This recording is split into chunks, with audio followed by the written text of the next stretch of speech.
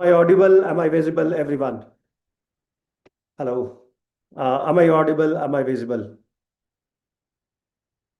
Hello. Yes, Vivek. Okay. Hi, Bala. So you have to start all cameras. Uh, we are putting it on YouTube as well. So anybody who could not join here, please join from YouTube link as well. YouTube link will be posted in the group. Uh, I think we will allow only 4 people here. Why? Because then we can have a spread. All of them are visible to you. Otherwise, it will be very difficult. And we have 200 people waiting, so we can't take everyone in. Okay. So, Nasser, if you don't mind, what I will do, I will share with you in the chat box link of the YouTube. We have a very limited bandwidth in the Zoom. Hence, we are doing that.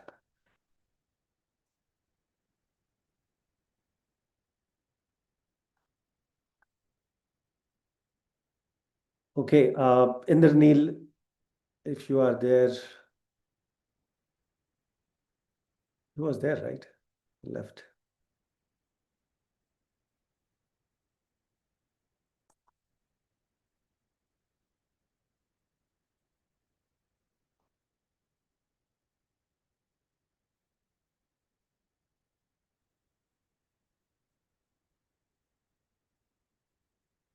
Okay, so we will be starting now. Indranil, if you can start your camera. We are already 10 minutes late, unfortunately. We were waiting for Vasist to join in. I hope he will be joining very soon. Meanwhile, we will be starting the session. We have a limited time period there, and hence we will be going straight forward. Uh, Let me see. I think Vasist is here. No. Okay, so let's just start the session and let me start with welcoming you all for today's session, Future Escape Dialogue. Thank you very much. Good afternoon, everyone, and very warm welcome. I believe we are live on YouTube as well, so thank you, YouTube fraternity, for coming in. Uh, Warm welcome from Future Escape Dialogues, which is a part of Future Escape India 2047 journey.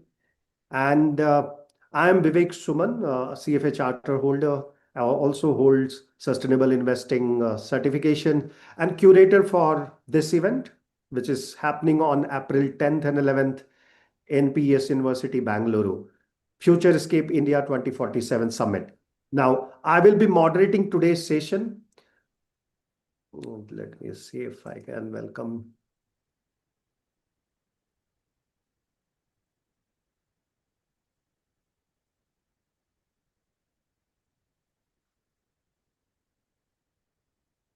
So Sandeep, I will be making you co-host. I will be making everyone co-host, so you guys can also present.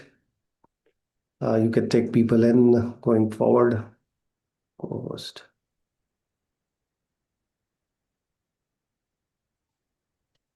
Please don't take anyone in right now from here because we have a limited bandwidth here, right? So we won't be taking only the speaker, which is Vasist is missing.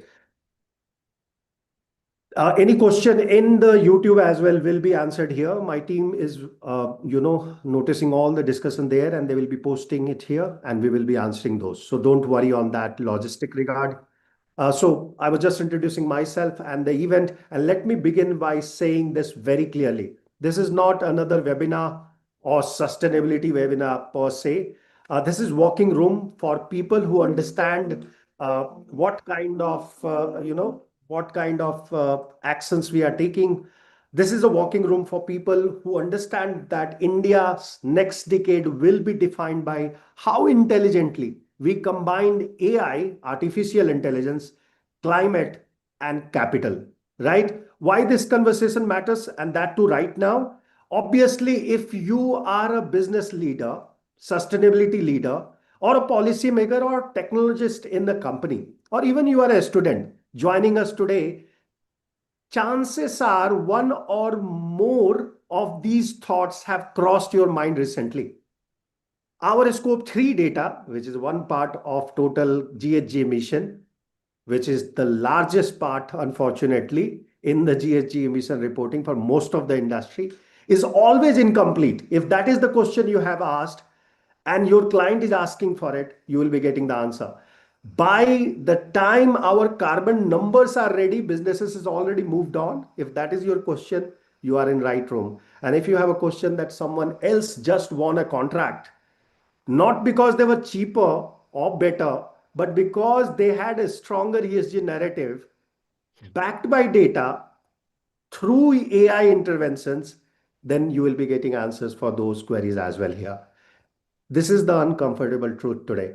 Manual sustainability reporting is already obsolete.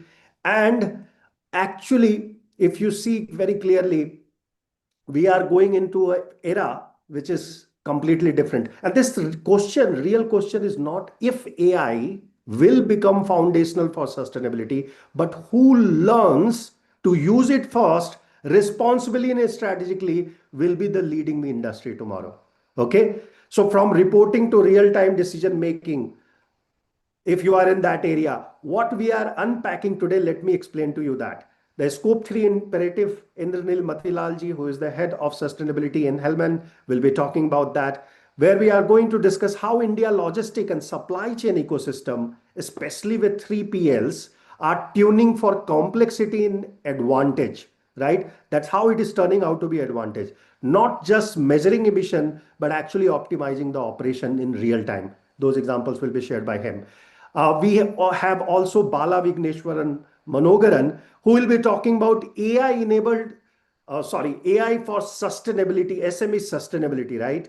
He will be talking about Agentic AI, a company which he owns, and they supports larger institutions in India as well as abroad. And he's creating certain product which he will be also discussing about. Now, because India climate transition will not be won by large corporates alone, he will be talking how SME, by using AI and AI enabled agents, using as a tool for practical, affordable, and decision oriented discussion, not by ESG theater, can help you, right? Also with us is Vasis Kotra. Vasis Kotra, behind there is a light, so you have to come opposite side of the light. You are looking completely dark there. Because the India climate transition is happening and moving to satellite imaginary for agriculture purposes, today, verifiable carbon outcomes at a scale is a possibility. Today, he's going to present us a paper addressing the food security which India needs today, along with soil health, farmer livelihood, and climate resilience together, not in silos, right? This is what we are going to discuss. And most importantly, we will ask question many forum to avoid how do we build AI system to solve sustainability problem, right? Without becoming sustainably problem themselves. This is one of the question which has always been asked, that data center consumes so much of energy. So will AI will be any use for us? We'll be answering all that today. And let me welcome with asking them to introduce themselves. First, Indranil Matilalji, who can introduce himself and start the session by sharing his screen. Thank you. Thanks, Vivekji, for that wonderful introductory message, and which is very important as in today's context. So I'll just introduce myself. I work in Hellman Logistics. We are one of the leading logistics, third-party logistics providers in the world. We are currently sixth or seventh in the world in third-party logistics, covering warehousing, shipping, air transport, and also road and rail transport. So our focus areas are mainly Europe and Americas. We have a very good presence in India. So I look after the sustainability part in India, and due course of my work in the last 2 years, I have understood the pain points as Vivekji just mentioned. Ki Excel-based sustainability is dead. So I am the prime example of that. So I'll just discuss what third-party logistics is very briefly, and then what are the challenges currently, what is faced, and how to overcome with the use of AI. So I'll just share my screen. I have a very small presentation. Uh,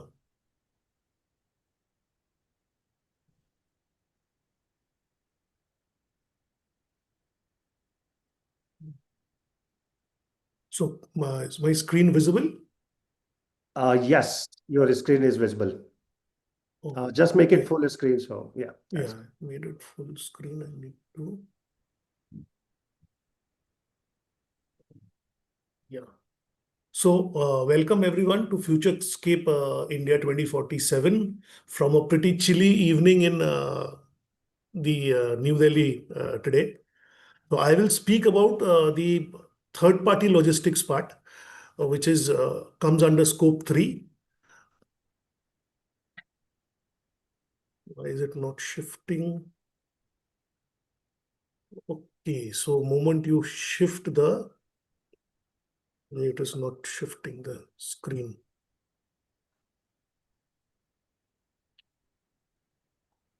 Yeah, now it is. So, as Vivekji very rightly said, scope 3 comes covers at least 90% of the emission. So mastering scope 3 or accurately calculating scope 3 is the most important thing for any organization today, especially for India being a service industry. Scope 3 covers 90% of emissions. That is a thumb rule. For manufacturing, the scope 3 portion goes down to something around 75 to 80, depending on the manufacturing industry. But for any industry, it would be anything between 75, 80 to 90, 95%.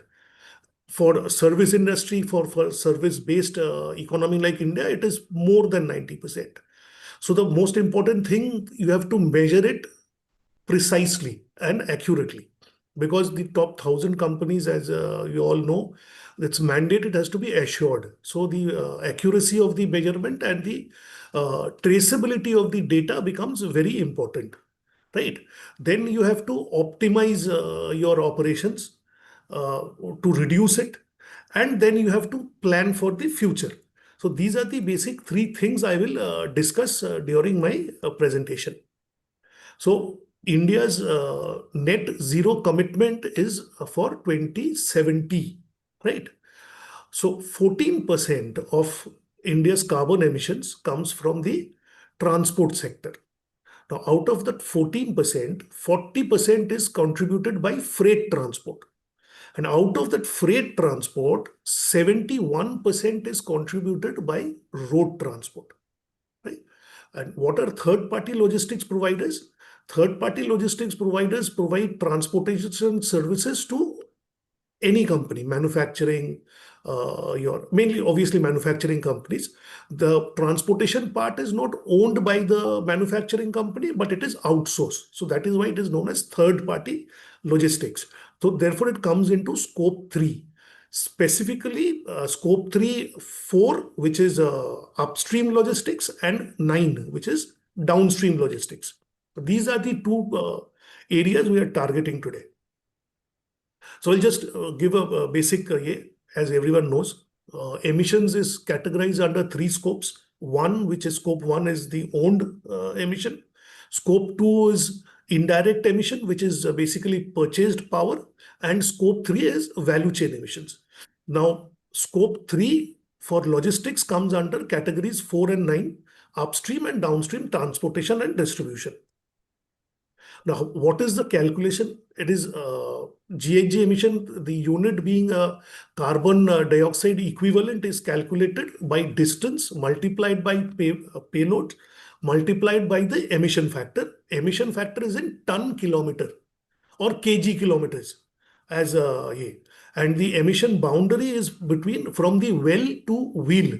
Well means the oil well. The scope calculates the emission factors, takes into account the emissions due to the oil transportation and production also, not only during the transportation of material.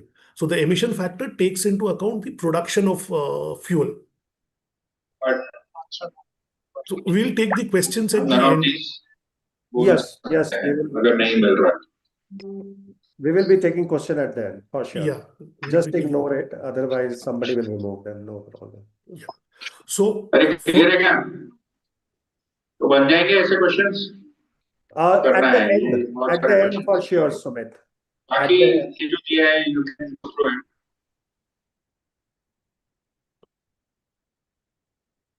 Okay, continue, please. Thank you. He has some burning questions, so we have put him in waiting. Okay. So, there was a study that was commissioned by Government of India to TERI in 2022 into how to calculate road and basically transport emissions for India. The report goes into road, rail as well as air. So I have just considered road and rail here. I have not considered air. If anyone wants, I can share that report. I will put the link in the of the comments also. Uh, so road transportation, what Terry did in that report was it divided the road transportation in 4 parts. So 12 to 16 ton trucks. For that, they have taken an emission, they have calculated an average emission factor across India, uh, which is 0.05 kg per ton kilometer. Then there was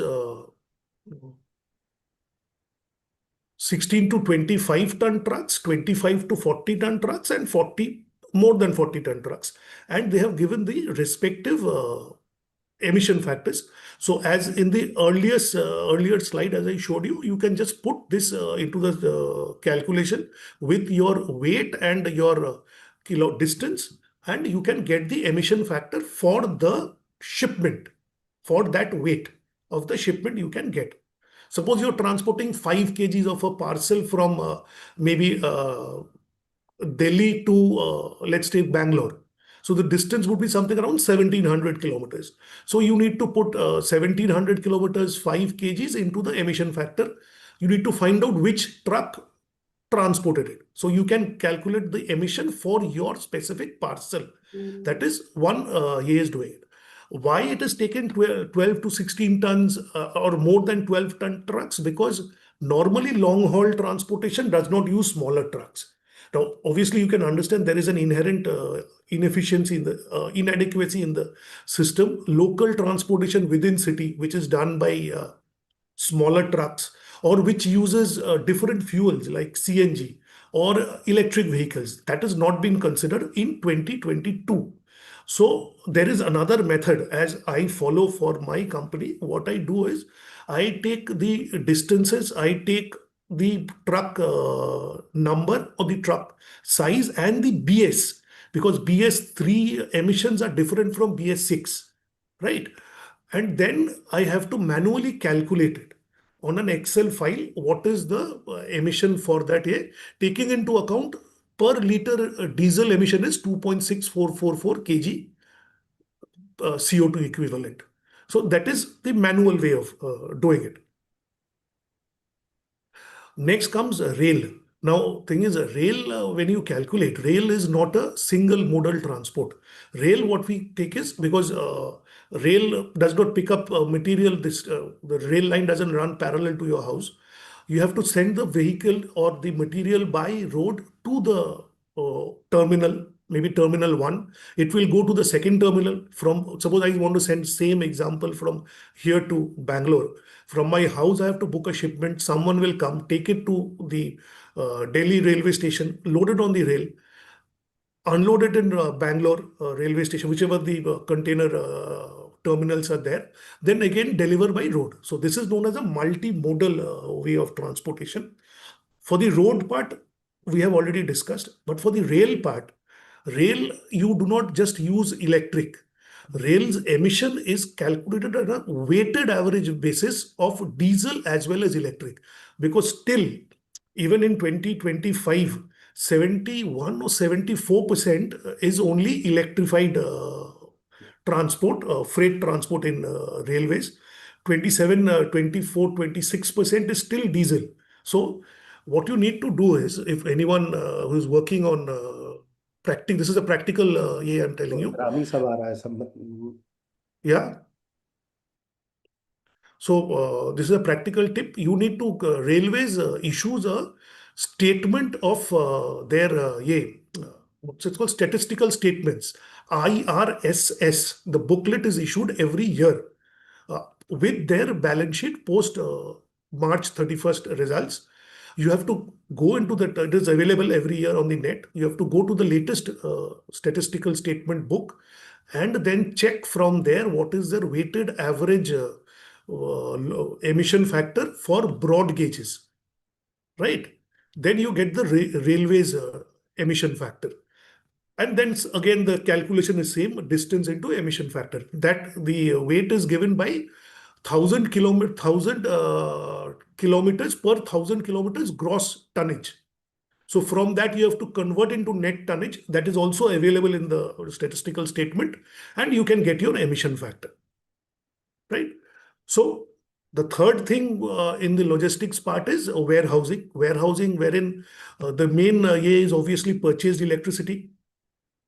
Then there is diesel for the DG sets, right? The logistics and the warehouses uses, if it's a temperature controlled warehouse, you will have the freezing systems or the heating systems. So you need to calculate the emissions from obviously for the freezers, you have to calculate the fugitive emissions, and the power from the CEA data, which is the average grid emission factor, you have to take and calculate. So that is the way we calculate for our company, for us. But we are doing it, still we are doing it manually. We are trying to slowly incorporate. Now, where does AI come into this mix? What happens is, whatever data, whatever the process I mentioned, I have mentioned it repeatedly, we are doing it with an Excel or manually. So you have to understand, manually is possible to do till small, maybe 1,000, 2,000 or 3,000 transactions a month. You can still do a manually with a team. It is possible.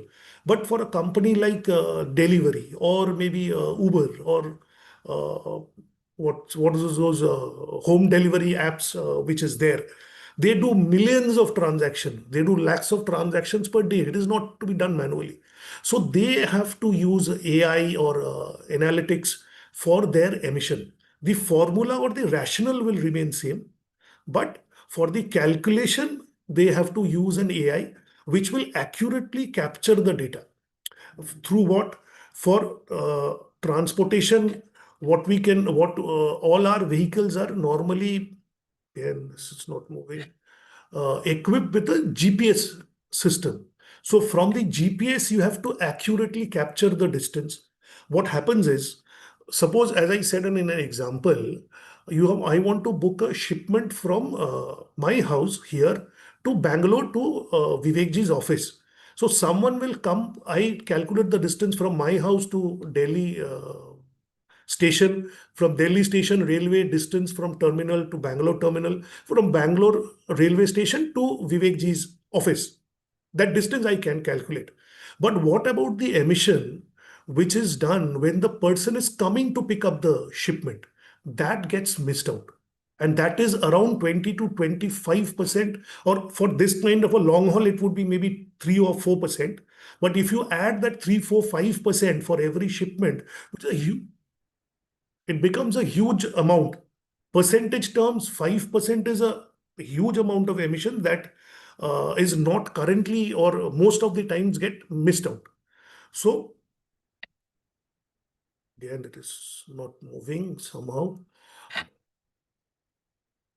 So, here the technology and AI has a huge application which will accurately capture all the facets of your emission. Second is, it can rationalize the mode of transportation. As I said, if I want to transfer from here to Bangalore, one option is road. The second option is road and rail. Third option, which is being developed now, is an inland waterway system, which is the least emitting way of doing it. That is still in the works. Some amount of is being transported in North India through Ganges from, I think, from Vanaras or Lucknow to Assam. They are transporting some amount of coal or something like that. That is started as a pilot, but soon the coastal waterways and the inland waterways will come into force. So that will be a game changer in the emission reduction. So AI can drive the route optimization. AI will be able to capture accurately what kind of distance that has been traveled. AI will be capturing accurately what exactly which vehicle was used and what was the load factor. so that you can accurately calculate your emissions, right? And this that is the transportation part. For the warehousing part, AI will use where in how much of renewable energy can be used, right? Where for the generators, what diesel which is being used, exactly how much of diesel was burnt, or what how much amount of carbon was emitted during power cuts. So those are the calculations AI will come in. AI and IoT will be required, or it is already being used in a short scale, but it will very soon be in a massive scale where the application of AI will come in the third party logistics. So that is basically the presentation. Unfortunately, it is not moving. So that is basically what is there. Now I'll stop sharing my screen.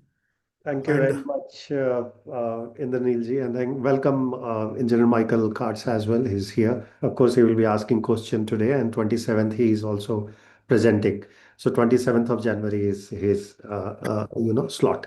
Thank you very much, Indranilji, thank for you, thank you. such an insightful session. That's really helpful. Let me go to now Kotra Vasist. Kotra, who is a PhD scholar and also a consultant with us, helping us with doing carbon credit for agriculture products. So, Vasist, if you can start your camera and start your slides, it will be helpful. And then we will be also calling Bala Vigneshwar, who will be talking about, EI in sustainability. So, Vasist, are you able to do it? Are you able to unmute yourself and start your camera? By the way, just to give you guys a little feel that what all we do in FutureScape, the larger event which we are conducting. This is happening on 10th and 11th of April, tentatively in 2026. This is a physical event which you can join even online. Okay, so till the time, I believe, okay, Vasist is back. So Vasist, why don't you share your screen? Yes, sir.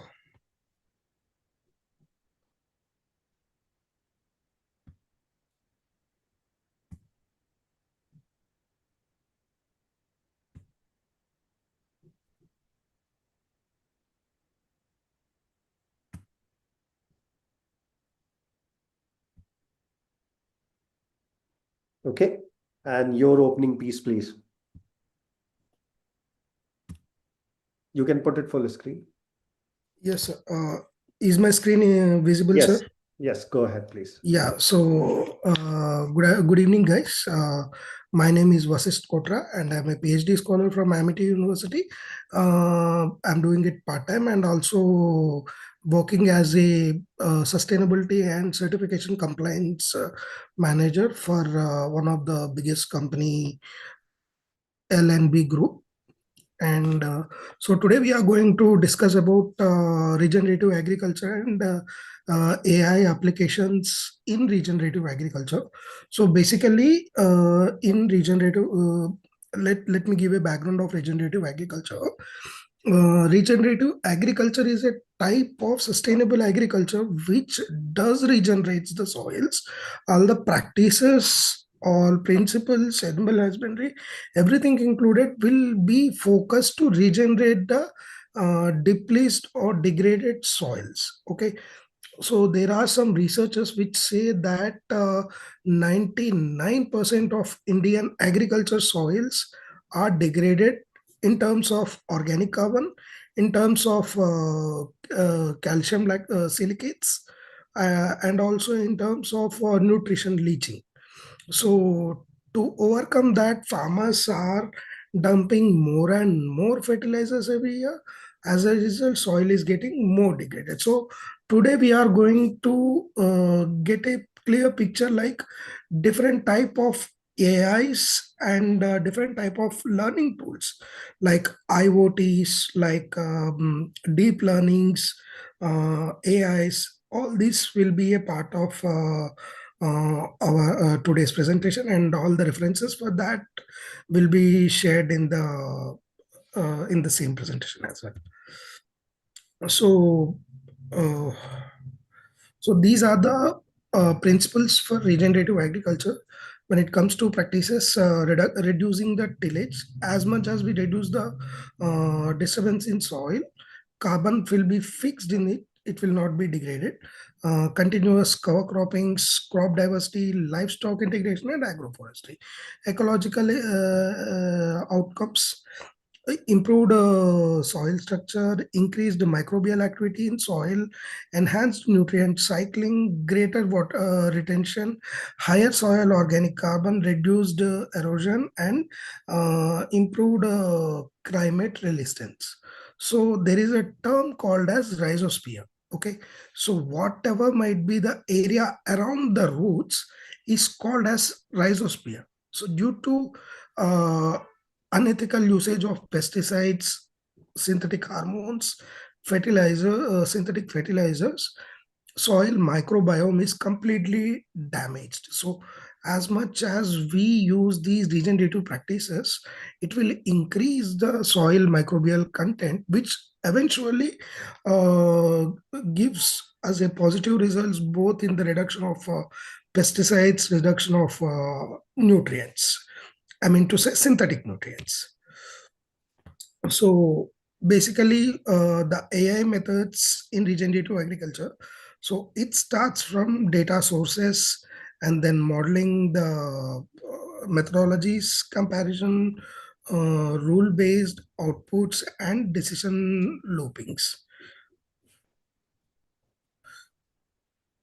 So the major work in regenerative agriculture that is takes place in the past 2-3 years, that is in soil health assessments and soil health testings using AI. So by having a huge data from past 20 years, they have developed a few AI tools with machine learning, IoT, and deep learning integration. They have developed AI tools that can uh, predict the soil health without even testing, or with basic sensors they can go for the proper soil testing, and which is nearly 90% accurate. Mm, so precision optimization practices like farmer decision, then modeling of the tools, data collection, site specific recommendation, and outcomes of the monitoring based on the data, and based on the huge sets of data. These AI can even give the recommendation, like they can even predict the climate for the next few seasons based on the previous data, and also they can even give the recommendations to farmers, like what nutrient they have to apply, how much nutrient they have to apply, what are the plants that they can grow in the next season, which will give more market linkage, and also giving a proper MRV for registries. So uh, so AI adaptive grazing methods, they basically in regenerative agriculture principles in animal husbandry, they won't leave cattle or any other animals to graze in the open fields randomly. They do restricts. They call it as conservative grazing, where they conserve the areas for a while, and then that will be used as grazing. So whatever the area which was being grazed earlier, that will be not allowed for the cattle, and that will be left it out for a while, so that the plantation will regenerate again. Then that will be used as grazing land. So it can be called as conservative grazing or alternative grazings. So recently, people are using these and made a tool in Germany, where instead of using a physical fences, they use AI fences, where which will be mapped by GPS. When a cattle crosses that particular AI designated borders, that tool starts buzzing heavily, which ultimately creates a panic tension in the cattle and makes them to drive back to the area which was being designated. So this was one of the miraculous invention by one of the junior scientists. So apart from soil health management, biodiversity and ecosystem services are one of the important parts of regenerative agriculture. So in this also we can use AI very well, like to reduce the human-animal conflict, or to reduce the hunting poaching methods, or to identify the areas which shall be conserved, or to identify the downstreams which are being contaminated or which shall be conserved. All these things are being done by GPS and AI/ML technologies as of now. So everyone knows what is MRV. So by using MRVs, using AI-enabled MRVs, few of the registries a few of the climate tech companies in India, they made their tools very precise that can that can analyze the picture and gives the realistic data, like whether it is been tampered, or whether it is been edited or not, whether it is been correct or not. All these data can be analyzed by AI-enabled MRVs and can maintain a proper MRV system for that particular project, so that there shall be no double counting, or there shall be no mix counting of or miscounting of any carbon credits that have been generated by the AI-enabled MRVs. So these are some of the benefits and risks and mitigation methods for by using the AI for smallholder farmers. So the major benefits in this are stable yields through data-driven AI models. Lower input, that this can reduce the input cost. Basically, in agriculture, input means fertilizer and pesticide and any other growth promoting thing. It doesn't cover the seeds. So payments for ecosystem services, like by carbon credits or by CSR funds. Model AI advisory platform extend reach out more smallholder farmers, and can also be monitor their lot group of smallholder farmers. So the major risks in it is digital exclusion from farmers without access, agroforestry barriers to perform adaptation, algorithmic based marginalized groups. So these are some of the major benefits and risks by the AI inclusion in regenerative agriculture and smallholding farmers. So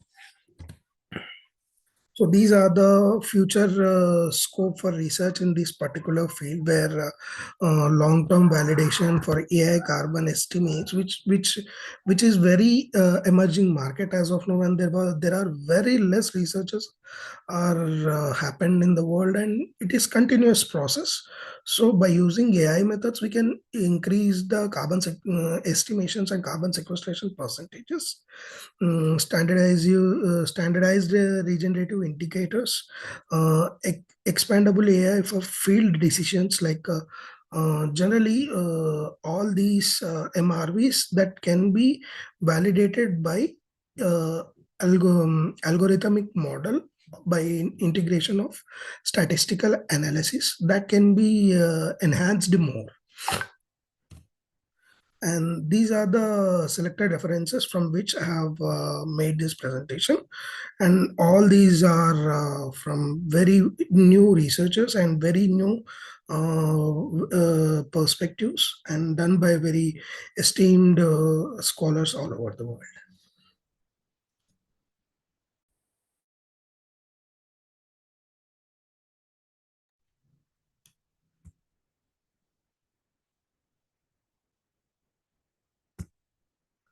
Done, sir.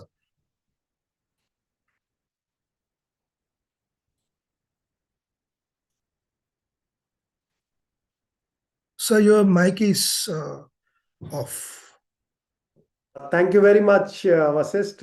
Really appreciate your presentation. It was quite exhaustive and quite interesting one. Heavy with lot of research, but lot of applicability I see in the market today. So thank you very much for sharing the latest what is happening in regenerative agriculture.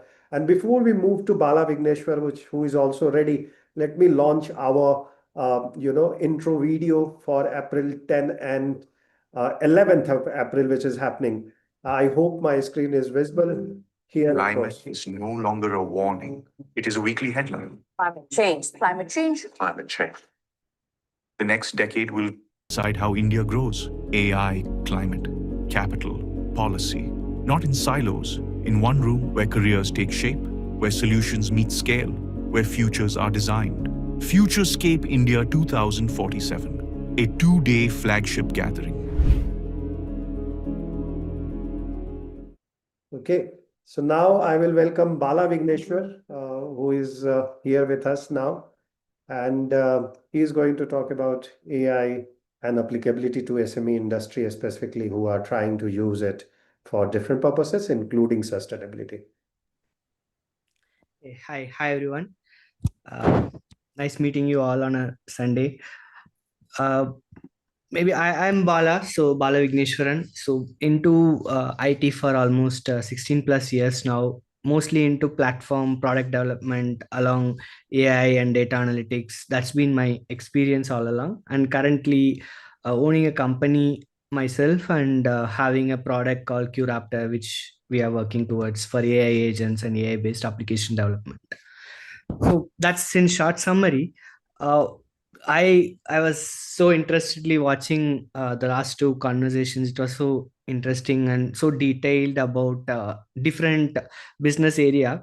And here I'm coming in the end. I'm not going to talk about that kind of a business topic here. I'm a tech guy, so I'm trying to see how we can see AI and AI agents applied into the ESG. I was introduced the details of ESG by Vivek, and through that we had a couple of conversations. That's how we saw how we can see. Anyway, we see that AI is no longer it's like an option; it's already there. So how do we see AI can also be used for sustainability reporting, and everything? So I'll just share my screen. Hope my screen is visible. Yeah. Yes, it is. Okay, so what we were thinking or what we are talking about is ESG moving from a reporting to a continuous stewardship, right? So what does that mean? No more it's a compliance, it's more of a system which is supposed to be there. ESG enabled systems, not like ESG is considered as an additional capability or additional compliance which needs to be done later point in time. So that was the whole objective, how we can use ESG to be there as a real-time systems than to be considered as a compliance, right? Why I think a very important point to consider here is that we have come into a state, we are in a state that now we need to take care of sustainability. Whatever we do, we need to sustain so that we are able to give back to our upcoming generations or whatever it is. And we are going fast in technology and everything. So at the same time, if we have to grow with technology, there has to be a proper way the system is designed and created in a way that it is sustainable, right? So then that system should not be an optional system. It should coexist or exist along with whatever is the business area or whatever is the technology the team is bringing out.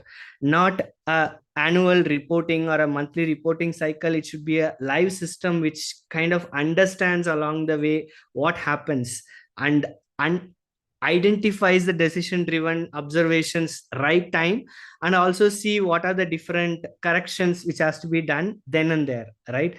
So that is the kind of system we see we should have. And what does that mean and why this kind of a system is supposed to be there? I would like to take an example and talk about it, right? Like so I was into development. I've been having multiple teams to do product development. We used to always tell our product managers to go and do a product whenever you give requirement to your team. So you decided that I want to build a, say example, because we are talking in the context of ESG here. So let me talk about, I want to create a platform for an agriculture management solutions, right? That's what I wanted to build. Now, as a product manager, their job is to go and give this requirement to the team, which is there, who is going to develop the engineering team. So we used to always tell product manager, go with a prototype, go with some ideas, go with some thoughts. Only then you will not have too many iterations, because too many iterations, too much of time of development and everything. But generally nobody used to do that earlier. Why? Because creating a prototype takes time, and that is an additional job a product manager is supposed to do. And because they have to put that additional effort, a lot of people tend to leave that phase. Okay, they just, okay, fine, I'll give you requirement, the UX designer will design it, developer will develop. Product manager will never used to think about, I have to come out with some idea of how this has to be there.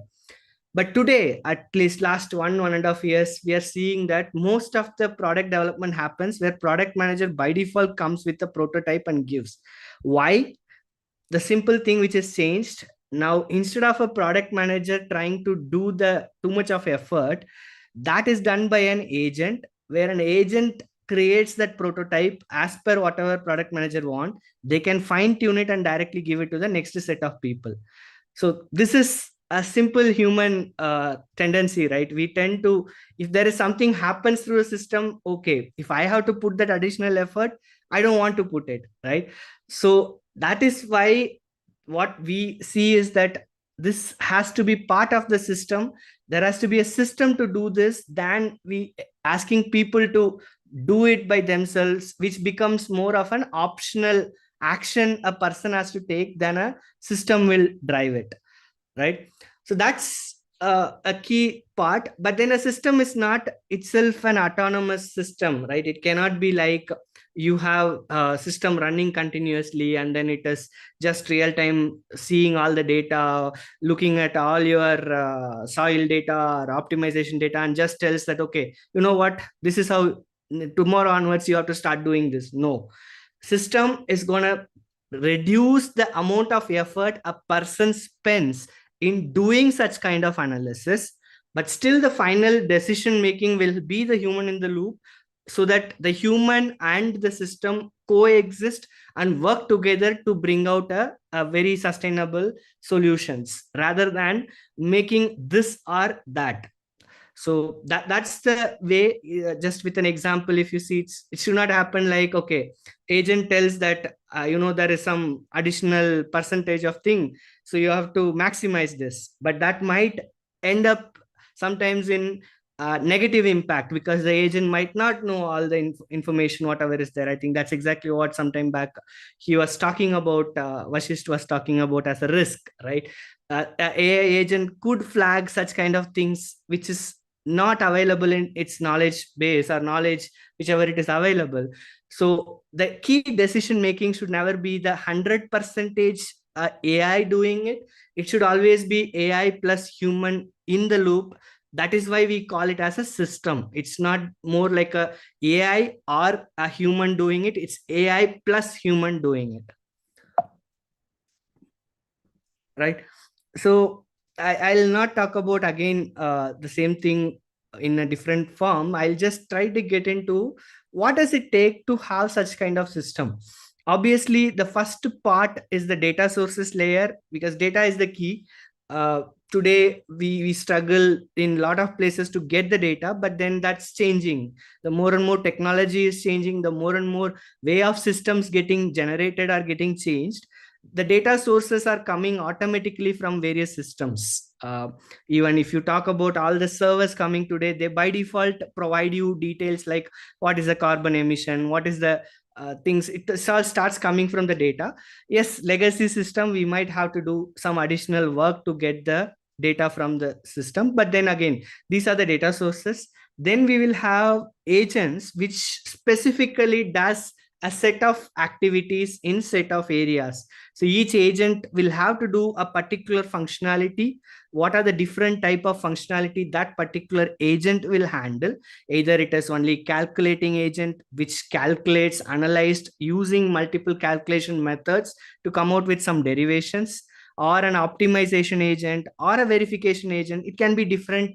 Each agent has its own responsibilities which are orchestrated to an orchestrator, right? Like it's not that you just run independently. There are orchestration wherever required. There is human in the loop, a decision making done through the human in the loop, so that you are able to use it with a historical constraint. Because like any other system, we can't expect AI to also be right always at the first time. There could be an enhancements, there could be corrections, there should be validations, right? As we move forward, the intelligent might become more. So there has to be an contextualization engine where the historical knowledge is stored, and then we are able to evolve.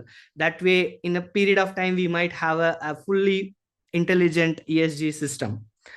And finally, how do we give that output to the various things, and what kind of output is required for what type of persona or to another systems? Now, this is a very interesting topic where, okay, we build something AI intelligent, we are making everything intelligent, but then there is a big paradox. I think that's a key topic to also understand. Even when we had a last meeting, that's what was a big discussion point also, is that you build AI which in term actually going to spoil your environment, right? Because you are actually creating using so much of compute power, you're using so much of electricity or whatever energy it is. We are actually consuming that energy, so it is actually going to create more harm to the environment.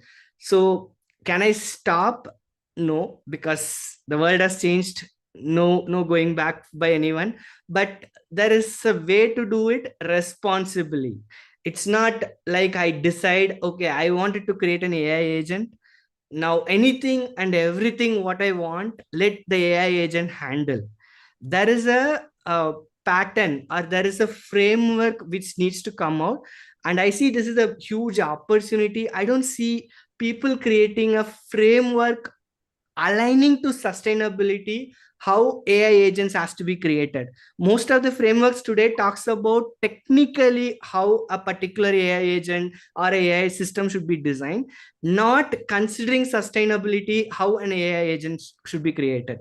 What can be given to LLMs, what cannot be given to LLMs. Like example, if you take a simple arithmetic logic, today I see whenever I ask some question to some of my team members, okay, can you tell me this into this? We used to do a mind calculation. Even for that, people go to ChatGPT and ask, what is the calculation for this to that? It is unnecessarily wasting your this one. We can't change people, but at least the AI agents what we are building should not try to use LLMs for anything and everything. There has to be a clear definition of where to use, where to avoid, so that there are certain things which are very, very deterministic, which need not to use LLMs, which need not to use AI. That framework is very important if we have to sustain in this AI era with AI agents, right? That's why I want to keep a simple line: intelligence where it matters, efficiency everywhere else. Intelligence wherever it is required, it should be there. Other places, efficiency should be considered as an important point. So that's what I was calling as we need to have a protocols defined for sustainability, aligning with what people want to do with AI agents, that becomes an important aspect. I don't see much of an work going on in this direction where people think of creating a protocol which is aligned to sustainable agentic systems. So that is something which would be very important going forward, is what I feel. So you will have to have multiple standards in different areas. It might sound so technical, but then it's aligned to technical plus how you will have the sustainability taken care. I know it's out of time. I'll take a pause here. Maybe we can move on to questions, Vivek. Perfect. Perfect. Thank you. Appreciate that, Bala, for stopping in time. And really appreciate everybody's effort today. But I have few questions which I will quickly run through. And let me start with Indranilji. If you can start your camera, we will be both on the screen, and we'll talk about most organizations today actually now accept a scope 3 being unavoidable. They know that it will happen, but very few of them know where to start with, right? From your experience, what is that first practical decision a company must take to move from scope 3 awareness to real operational control? Where they might be coming to you eventually, right? That you are the major part of their scope 3 emission too. See, the thing is, the first answer would be a bit philosophical answer. It would be management commitment. That is the first thing anything starts with, and especially with ESG, because till today itself, management or most managements, I cannot comment generally, still view ESG or sustainability as a cost center. The first thing is the mindset change and a management commitment. And if that management commitment changes, everything else is not very hard. As Bala said, it is systems are already there in the market which can derive your data. And the second thing, what I would say is people are very lethargic, and it is a wastage of effort. You have to do a double effort, right? They have to do that. Everyone is busy in the organization. So they are doing inputting data for their financial systems. Again, they have to do separate data entry or for your sustainability. So the sustainability part stays behind. So why I said management commitment means that management commitment comes with financial backing. You have to put in systems which can capture the data at one point of time only. Once that data is captured, the calculation part is not very hard. The data is, I'll tell you my example. For my company, I had to fight with my company for 2 months to find out how the data will be taken. And everyone said it is not possible, right? We do not capture this data. We do not capture this data. We do not capture this data. So I had to go back to the transporters, get their shipment details monthly on an Excel file, and then do it. Now, I can do the calculation. Once I get the Excel file, I can do it manually, or I can do it in a system. I can upload it into an AI calculation software and it can be done. But they have to send it manually. The data is already there in the system. Every company, when suppose you're doing a logistics, they have to do a LR copy. They have to have a LR copy where the data is mentioned, the truck number, the starting point, the end point, and the weight of the that is mandatory. That is government regulation. It is there.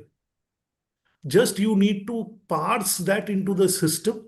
And as Bala said, that he opened my eyes also. I was thinking of parsing that system. But since all the LR copies are standardized, you just need to scan it and upload that data into the system, and everything will fall in place.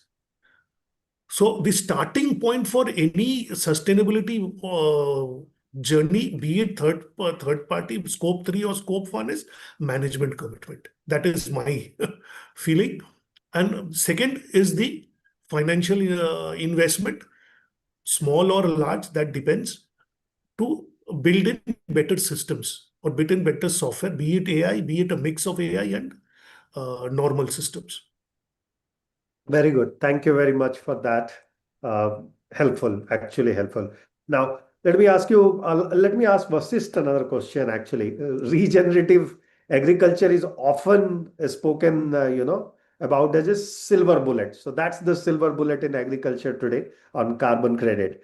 Now, from your scientific and field experience, Vasist, and I know for a sure, for a fact that you do a lot of field work too, where does it genuinely deliver the impact actually?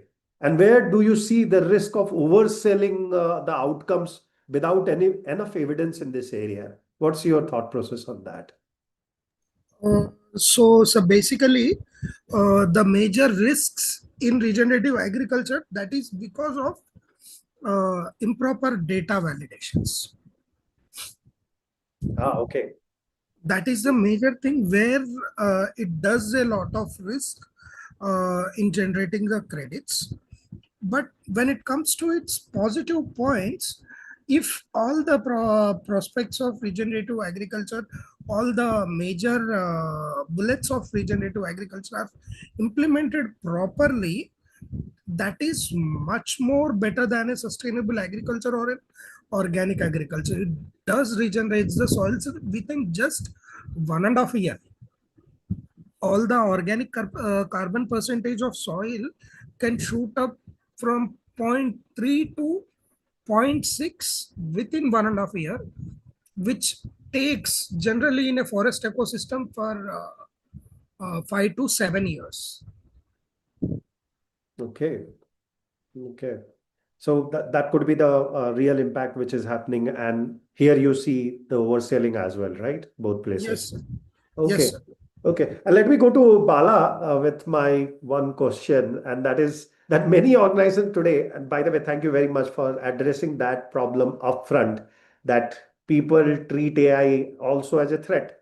However, ignoring a fact that agentic AI has this advantage that there will be one agent exactly doing opposite of what other data centers agents are doing, and which is energy saving, optimizing the prompts. And but my question to you is little different, that today many organizations are experimenting with AI, right? They must be approaching you for getting delivered those products. But very few of them actually are running it reliably in production, right? Using it in production cycle. So in your experience, what is that biggest mistake which company make, when they try to operationalize AI for sustainability or ESG use cases in our industry? So in general, there is one problem we face, right? A lot of people think whenever we talk, see, it happened with every technology. It's not just with AI. I still remember when cloud came, everybody said cloud is gonna replace everything in the world. Okay, it's cloud because it was all imaginary thing. There was an imaginary thing in cloud. Unless somebody came and used AWS or Google, they did not understand. Oh, cloud is just a business model coming out of something, right? That was not there. So without that understanding, people thought everything will go change. The same way, whatever you read on news articles and everything. So a lot of people, a lot of top level people came to us. They say that, hey, you know what, Bala, tomorrow this within 1 week, this all needs to be AI-fied. Okay, so what is AI-fied? What do you want to do it? It should all run with LLM. So see, the problem is people started thinking that every new technology which starts coming, that's going to solve everything and anything. And they approach us also in the same mindset, and they approach researchers in their organization also in the same mindset. That's why the productionizing of AI solutions a lot of times fail, because whenever you have to use the technology, you need to know where I will apply this technology, where I should not apply this technology. How do I use the technology for my purpose, not changing my purpose according to the technology? Very good. Well said. So Well said. that is a bigger gap. Top point. Indeed, indeed. So anybody has any question in the group? By the way, this one guy has asked exactly same question, that I want to ask a burning question, but burning question will burn, a lot of CO2 it will emit. That's a very nice question on YouTube somebody has asked, which you have anyway addressed, that it might bring the efficiency in the whole system, including the change in energy itself, right? Nuclear technology may be much greener than expected in future if we have fusion technology and fission technology coming together in long way. Now, anybody has any question, please raise your hand and ask before I start summarizing the event. Um, Yeah, go ahead, go ahead. Hello, sir. This is Rani. And Hi. my question is basically, like Indrani sir mentioned, data is there, and first thing that is extremely important is management commitment. But at the end of the day, at the end of the day, these are businesses and they need to make money. So whenever we are trying to make a systematic change in the business, they definitely look for what is the outcome, what is the returns I get. So we cannot necessarily tell them, okay, I'll introduce this thing. After a few months, you'll get some returns. So what is the immediate catch point, or how can I actually think from a uh, point of view from sales? Could you please, like, talk around this, Vivek sir or be it Indrani sir? I'm fine with anybody addressing this question. Okay, so Indranilji, first, we run our business all about this only, that how to make sustainability a profit center rather than being a cost center and sitting in the HSA department. So our business is all about that. So I can answer it in hours and hours. But let me invite other members to also address this question. So Indranilji, Yeah, I'll just give two examples. One for very recent example, which I am facing, or most of the people who are into a lot of even manufacturing, India was already facing. One is if you want to supply or currently sell to Europe, right? You have to follow their CBAM rules, right? Even before CBAM, a lot of European companies, like we do a lot of logistics for automakers like Volkswagen, which is Mercedes, and Honda, and they are a part of a worldwide association where their suppliers or their logistics service providers, you want to supply anything to these companies, they have to come up to a certain sustainability standards, right? They have to come up to certain sustainability standards, and otherwise you are not eligible for those contracts. So these kind of things have direct implications in sales as of now directly. And once from January 1st, 2026, CBAM has come in. If you are, that is basically a tax. So sustainable manufacturing or low carbon emission manufacturing saves you money directly in the area of carbon tax. That is the current example. Two examples. I will give you a bit older example, which is a more embedded example for sustainable business practice, which is around 30 years old. So before the term sustainability became fashionable. As we all know, cement is the one of the largest cement manufacturing is one of the largest emitters in the world, the manufacturing process. If you take any industry, cement contributes to around 8% of global emissions. Now, cement manufacturing, the clinkerization process, had two processes. One is a dry process, which is currently being followed, and it earlier had a wet process, right? So wet process was much more carbon intensive, and carbon intensive meant that it was much more energy intensive and cost intensive. So before the word sustainability came into account, due to business requirements to reduce cost, they changed the system from a wet system to a dry mixing system to reduce cost of manufacturing and reduce their carbon emissions. So direct process improvement, which reduced cost, gave a benefit to carbon dioxide savings. So AI, or sorry, not AI, ESG, if you look at only as a carbon dioxide saving, it is checkbox. Still, a lot of businesses do it.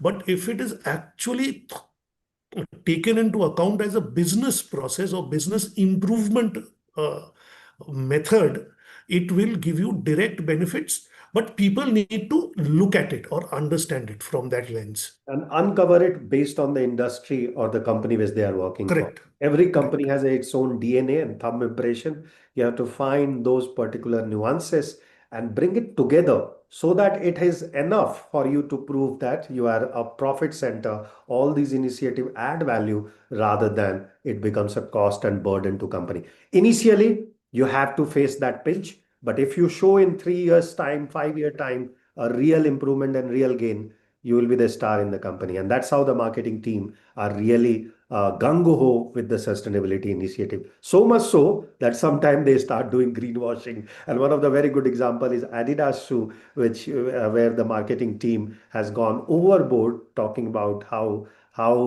active they were in producing shoes from recycled material, and they have been penalized as well. So be careful when you do such kind of exercises.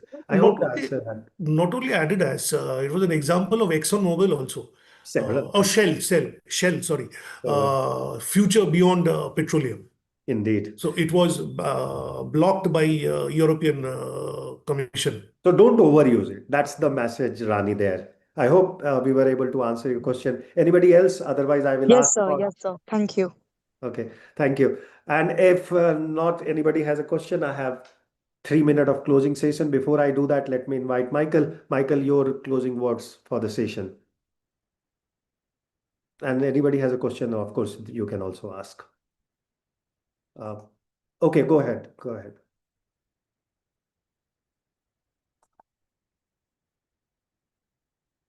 Michael, you have, yeah. Yes, we can hear you. Go ahead.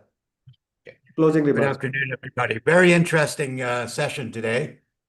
The application of AI, of course, everybody is scared. However, I think we have an opportunity to use a tool that can accelerate our efforts in ESG and used responsibly and targeted at ways in which to get results. This talking about getting management to buy into things that may cost money or this, I believe that AI is going to accelerate the benefits and accelerate our ability to measure those benefits, as was pointed out by the speaker, in real time. And that's going to be of a huge benefit for all industries, not just the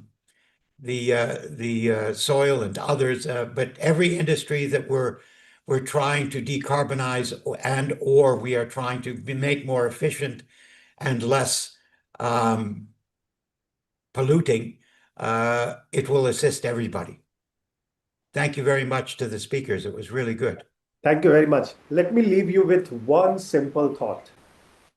Nothing you have heard today was futuristic, by the way. None of it was speculative as well. Every idea which was shared in this forum already exists and they are practicing, right? In logistic networks, on farms, inside AI system, inside company that are quietly moving ahead. The only difference between those who benefit from this shift and those who struggle with later is when they decide to engage seriously. That's what we are looking for. If you are a student and joined us today, of course, the message is very simple to you. The ESG career of next decade will not be rewarding memorization. AI will do that for you. They will reward the context, system thinking, and decision literacy. If you are a professional, okay, if you are a professional, this is that uncomfortable truth for you. What is that? Execution alone will no longer protect your role. The strategy, fluency with AI, finance, and risk will, okay, which we have discussed today. And if you are a leader and decision maker, right, ESG has moved past the intent now. It is long past intent, okay? ESG today is now affecting capital, insurance, regulation, and trust, right? And FutureScape is not about convincing anyone. right? It exists for people who already sense that, and that's why they are associated with us. The rule of sustainability career is changing. And why it is changing? Because competitiveness is changing. World is changing every day. Yesterday there was a Venezuela and we had a president. Today we don't, right? And we want to understand how to move with that change responsibly and intelligently. So here is the only question I leave you with. When this transition becomes the default for you, where do you want to be standing? If it becomes default, where will you be standing? Or the outside of it, catching up, or inside in a room which is shaping how it unfolds? And that room is FutureScape 2047, where we are literally launching, our event on April 10th and 11th, where we are building practical skills. A lot of workshops will be happening. A lot of speakers are going to talk. Everything is available on our website, right? And whatever is going to happen in next 4 months, plus what has happened in past, will be discussed there.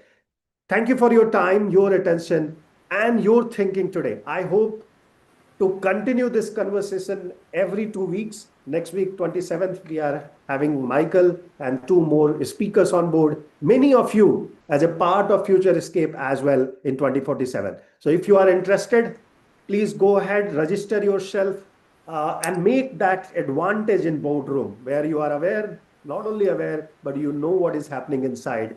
And your links of FutureScape will be posted in chat box and you can join in. Meanwhile, anybody has any other question, please go ahead and ask, and we are happy to help. Let me take a question from, please go ahead. And meanwhile, I am taking question from YouTube as well.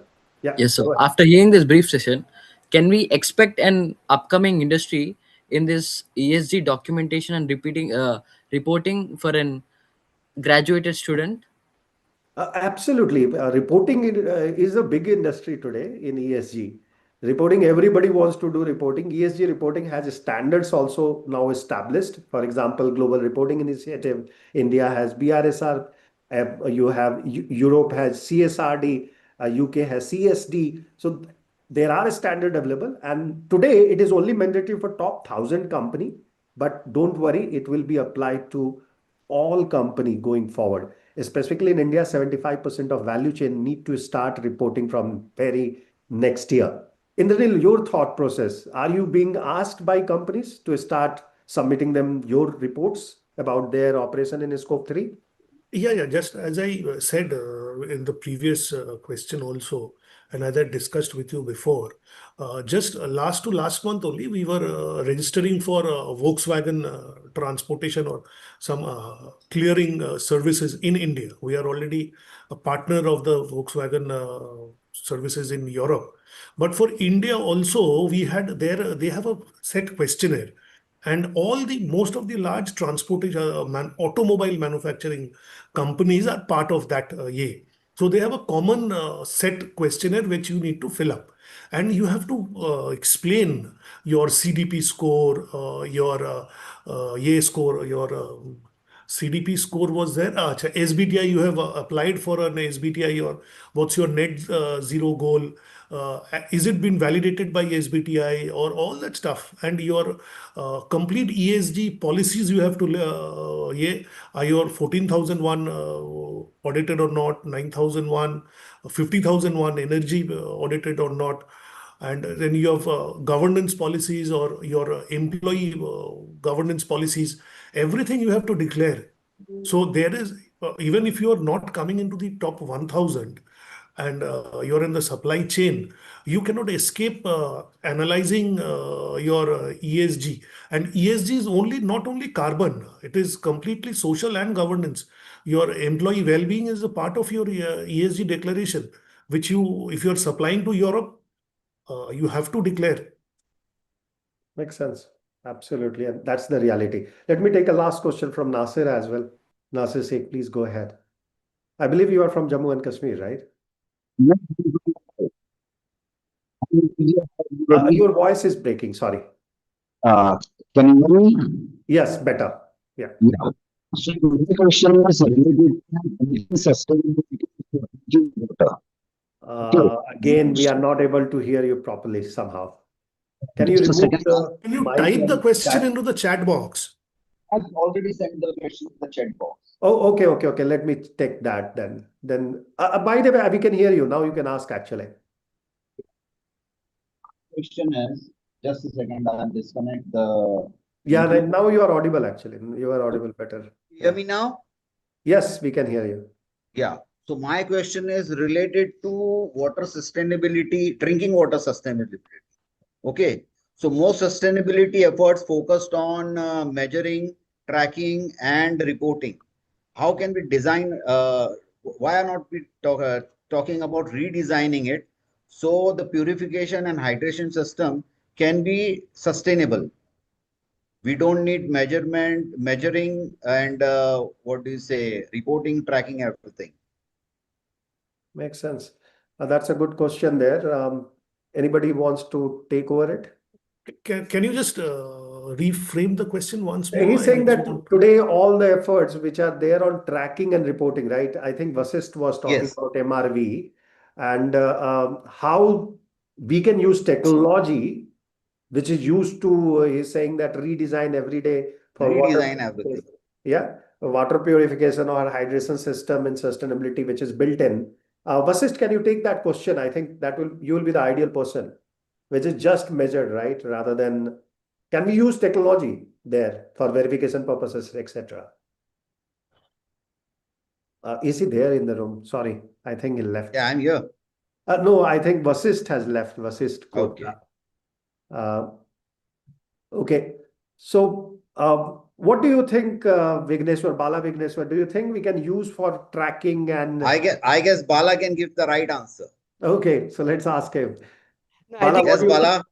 Hi. So I think Yeah, this, yeah, Bala. this is what is happening in a lot of places. That's what I was trying to exactly tell. Instead of Yeah. actually doing a post-mortem kind of an activity, the redesigning is already started to happen in a lot of areas. A lot of innovations are coming in that redesigning only. So I think the future of system is not a system where you will have to do sustainability later.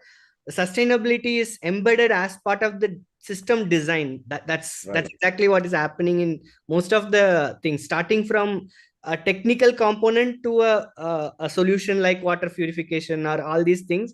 This is Right. already in motion. So Yeah. It's No, but already- I can't find anyone. no, there are innovations in motion. That's what I'm saying. Yeah. Okay. It's very niche. Not everybody, because the system thinking is a very lot of people try to create wrappers around what is already existing. Right. This redesigned thinking is a very niche, right? So Right. that's why I said that's the area a lot of people are not going, and some people are going there. It's not a very Okay. very crowded space. Right. No, we are already doing it. I just wanted to enhance, like if I'm missing something.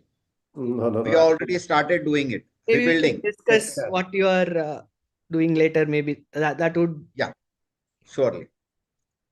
Thank you, Bala. Yeah. Thank you everyone for coming in and joining us today on this. Okay, you stay. 27th will be another session, maybe paid one, but we'll be announcing it soon with all the speakers which we have already hosted. Thank you very much. Take care. Thank you. Bye-bye. Bye. Sabak hai.